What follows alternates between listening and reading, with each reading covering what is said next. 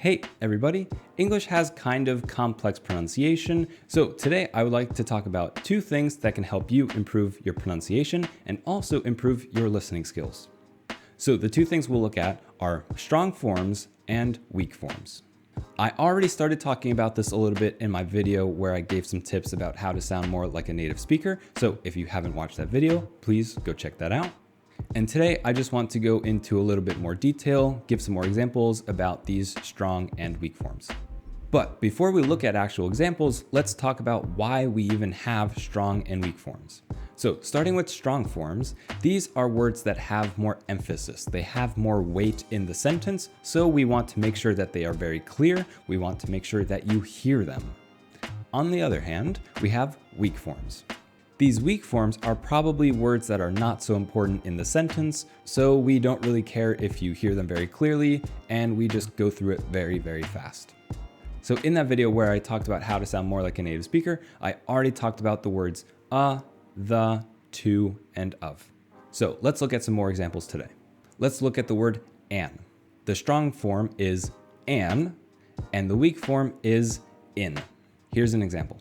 Hey, Chris, is this an orange? No, it's an apple. Now the next word can actually has three forms that I found, two weak forms and one strong form. This might just be my accent because when I checked the dictionary, it only mentioned two forms, so I don't know, but for me, it has three. So the strong form is can, the first weak form is kin, and the second weak form is can. Here's an example. Hey, Chris, can you come to my house? Yeah, I can. What time? Oh, cool. Can you come at 3? Our next word is have. So the strong form is have with a V sound. The weak form is half with an F sound. Here's an example. Do you have to work tomorrow? I don't have to, but I want to. Now let's talk about has. So the strong form is has, like a Z sound, and the weak form is has with an S sound. Here's an example. Hey, Dave, Chris has to hear this song. It's so good. Yeah, he already has. It's his favorite song in the album. Now let's talk about the words today, tonight, tomorrow.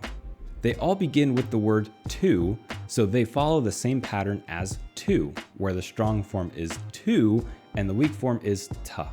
So our strong forms are today, tonight, tomorrow. And the weak forms are today, tonight, tomorrow.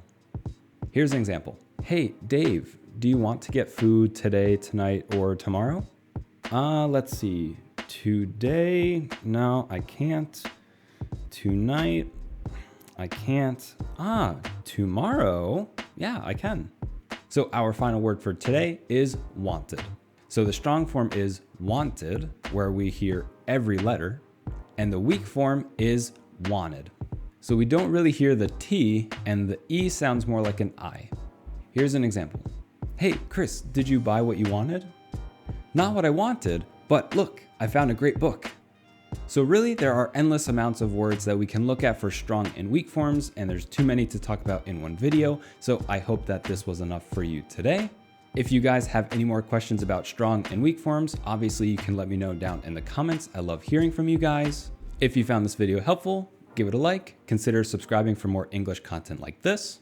If you guys have any other topics that you really want to see a video about, also you can let me know about that in the comment section. And as always, thank you guys so very much for watching, and I'll see you in the next one.